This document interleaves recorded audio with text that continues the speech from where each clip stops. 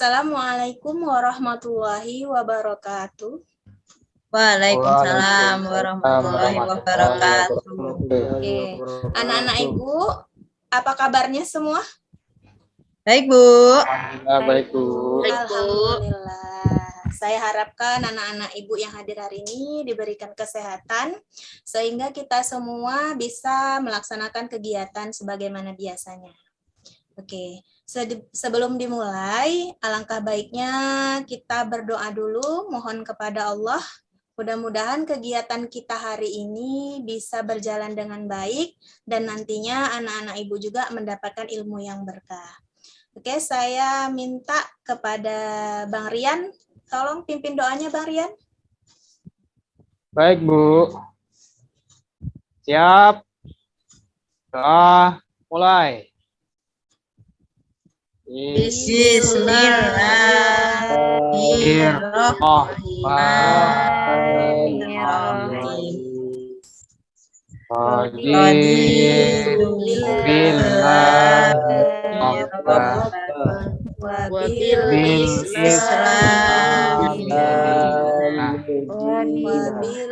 Wabil Muhammadin Nabiyyan wa Rasulah.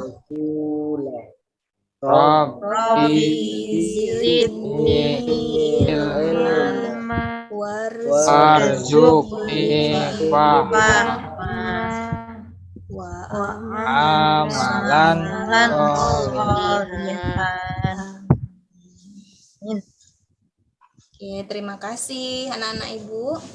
Nah, untuk pembelajaran selanjutnya, sebelum dimulai, Ibu mau tahu dulu kelas ini apakah anak-anaknya hadir semua?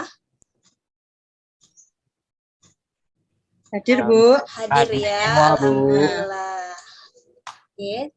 Nah, sebelum dimulai, Ibu mau tahu dulu, kita sudah melakukan pembelajaran di minggu yang lalu. Kita bahas tentang apa ya anak-anak minggu yang lalu?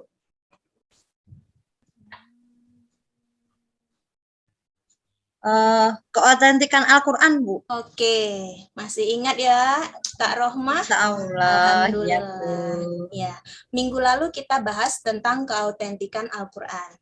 Nah, insya Allah hari ini kita akan memulai pembelajaran yang baru, yaitu tentang kemukjizatan Al-Quran. Oke. Untuk materi kita hari ini, kita bahas tentang kemukjizatan Al-Quran. Oke, kalau kita cerita Al-Quran, kira-kira apa yang ada di dalam benak anak-anak Ibu semuanya? Kitab, Bu. Iya, sebuah kitab. Nah, apakah sama kitab Al-Quran kita dengan kitab-kitab yang lain? Beda, Bu. Beda, Bu. Beda ya. Iya. Kalau kita bahas tentang Al-Quran, maka yang ada di pikiran kita memang sebuah kitab, tapi kitab ini bentuknya kitab suci seluruh umat muslim. Yang bacaannya, yang isinya, yang kandungannya, itu semua datangnya dari Allah Subhanahu wa Ta'ala. Lain dengan kitab-kitab yang lain. Kalau kitab-kitab yang lain itu ditulis oleh tangan manusia, hasil buatan manusia, penulisnya manusia, diterbitkannya juga oleh manusia. Jadi itu letak perbedaannya. Nah, untuk selanjutnya, kira-kira ada yang mau Ibu tanyakan kepada anak-anak Ibu? Berhubung ini masalah kitab umat muslim. Kira-kira, mengapa kita perlu mengimani Al-Quran itu? Dan kenapa kita perlu membaca Al-Quran itu? Ada yang bisa menjawab? Saya coba, Bu. Iya, Kak Rohmah, silakan. Karena Al-Quran itu adalah pedoman hidup seluruh umat manusia. Sehingga kita harus mempercayai kebenaran dari keberadaan dan isinya. Oke, terima kasih Kak Roma. Jawabannya sudah mendekati benar dan sempurna. Kira-kira ada lagi yang ingin menambahkan?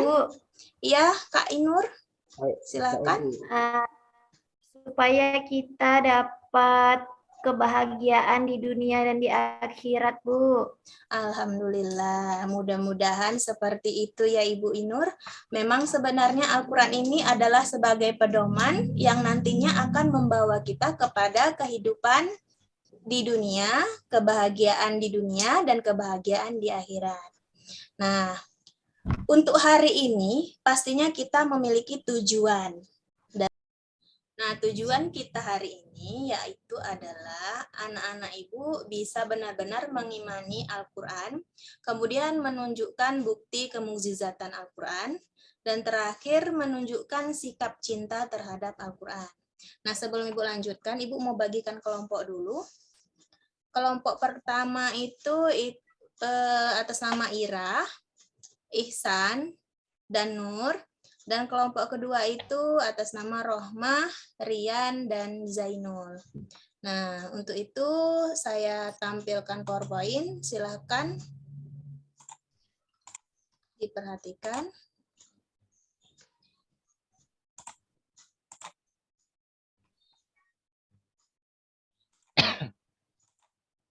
Oke, untuk awal kita harus mengerti dulu tentang apa arti mukjizat.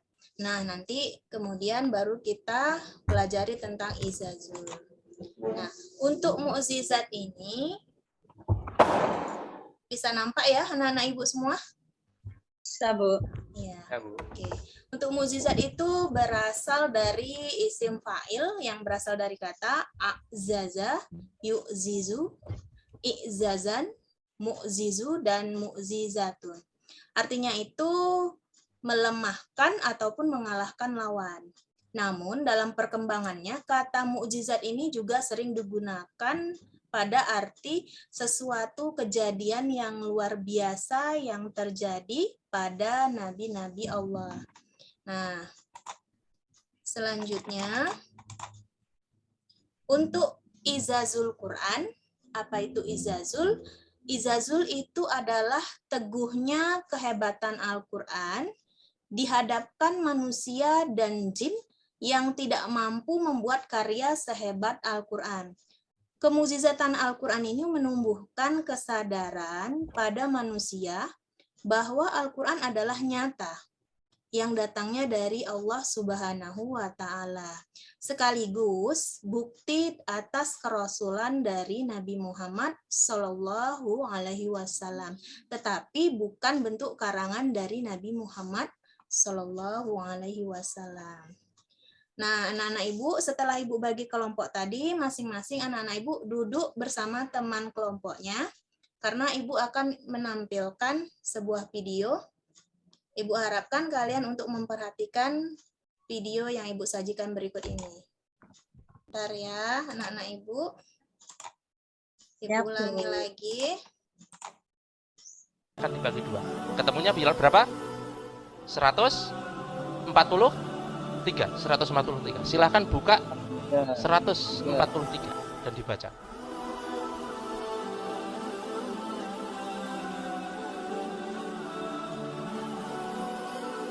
Ini mukjizat kecil.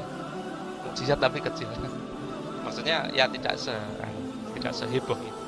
Misalnya ada seorang peneliti dari Malaysia yang meneliti jumlah kata di dalam Al-Qur'an. Kalau sekarang kan meneliti, zaman dulu ulama-ulama dulu meneliti jumlah kata di dalam Al-Qur'an, wah luar biasa, moco siji. Kalau sekarang pakai komputer tik langsung dapat.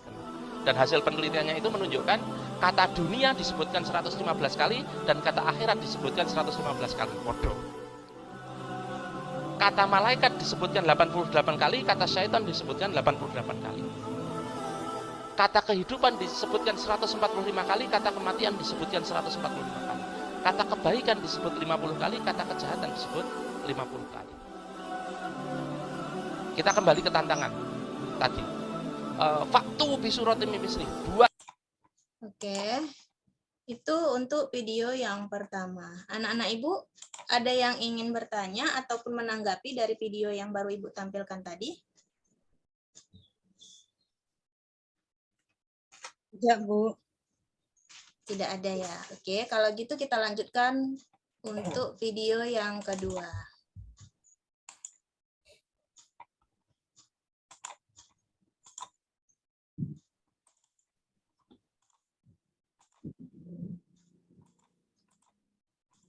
A'udzu billahi minasy syaithanir rajim.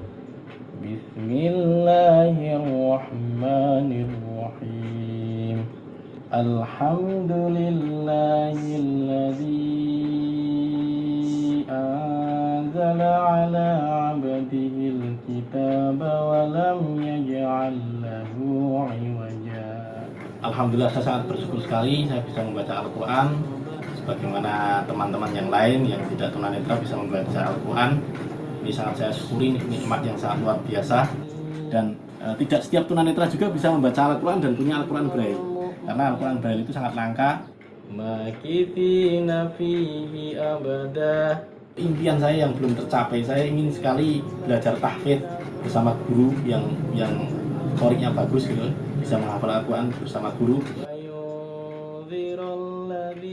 Sahabat-sahabatku yang diberi oleh Allah kelebihan, kelengkapan indera, kelengkapan fisik, jangan sampai tiada hari tanpa membaca Al-Quran, jangan sampai seperti itu. Ya. Oke, dari video yang telah Ibu tampilkan tadi, kira-kira anak-anak Ibu ada yang mau ditanyakan ataupun menanggapi dari video tersebut?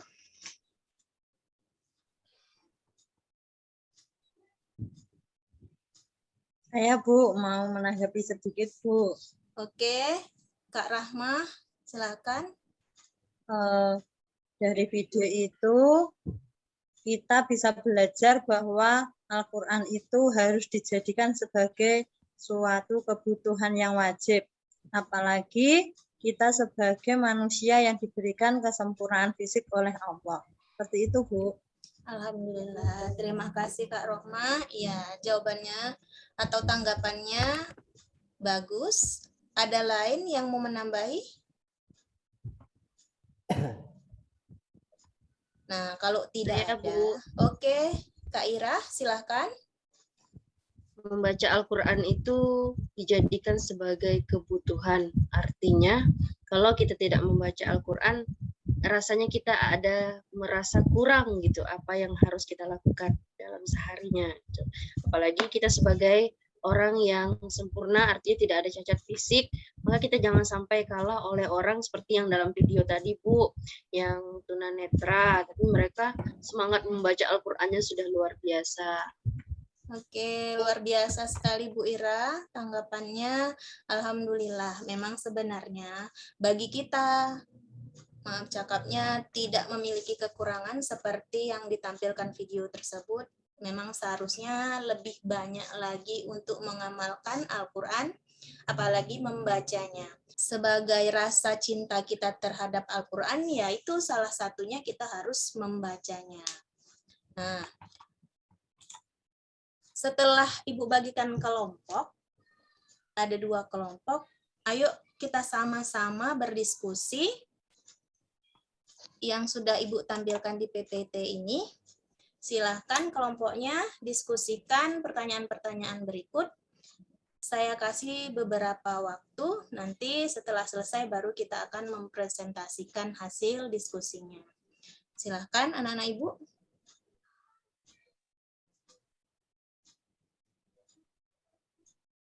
Oke, Ibu rasa semuanya udah siap begitu?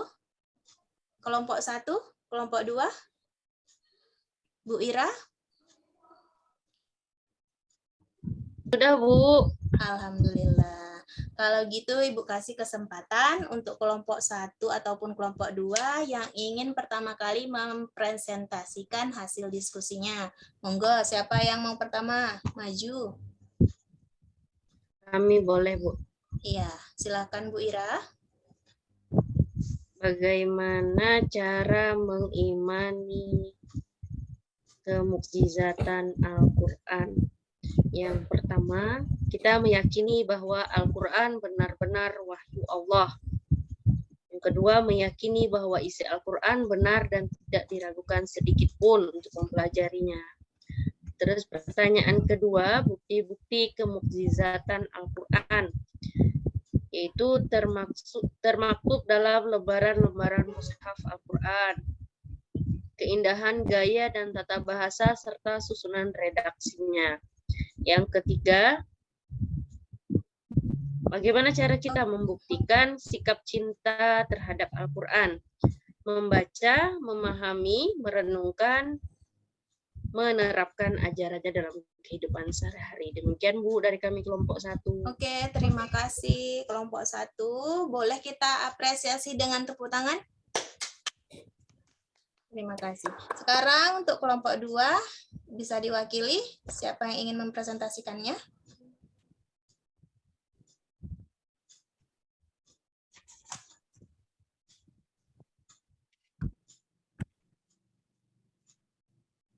Bu Rohmah?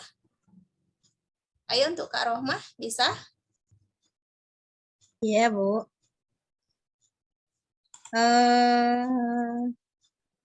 Dari hasil diskusi kami tadi, dapat disampaikan bahwa yang pertama, cara mengimani Al-Quran, kita harus percaya bahwa Al-Quran itu diturunkan oleh Malaikat Jibril langsung dari langit ke-7 kepada Nabi Muhammad. Oke. Terus untuk yang kedua, bukti bahwa Al-Quran ini merupakan suatu mukjizat adalah di dalamnya masih murni dari zaman dulu sampai zaman sekarang. Kemudian yang ketiga dari diskusi tadi, bagaimana cara mencintai Al-Quran? Kita bisa mengajarkan dan mengamalkannya pada orang lain dan selalu memahami isi dan kandungannya. Seperti itu, Bu. Oke, terima kasih jawabannya hasil diskusi dari kelompok 2. Ibu rasa dari diskusi yang udah dilaksanakan tadi, anak-anak Ibu sudah paham dan mengerti. Nah, untuk kesimpulannya hari ini, pembelajaran kita tentang kemukjizatan Al-Quran, yang ada di dalam Al-Quran itu kata-katanya dari video pertama itu menjelaskan tentang keserasian Al-Quran.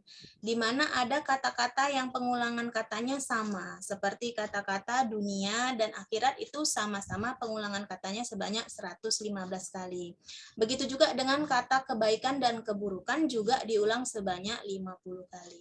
Oke, anak-anak Ibu, setelah kita berdiskusi, Ibu telah menyiapkan sebuah tugas yang harus kamu kerjakan agar nantinya Ibu bisa menilai dari tugas yang sudah kamu kerjakan. Oke, ada pertanyaan anak-anak Ibu? Oke, kalau sudah tidak ada, maka dari itu kita akan berjumpa kembali di minggu depan dengan pokok pembahasan yang berbeda. Adapun pembelajaran kita hari ini biar mendapatkan berkah dari Allah Subhanahu wa taala, kita ucapkan bersama-sama dengan bacaan hamdalah. Alhamdulillahirabbil alamin. Wassalamualaikum warahmatullahi wabarakatuh. Waalaikumsalam.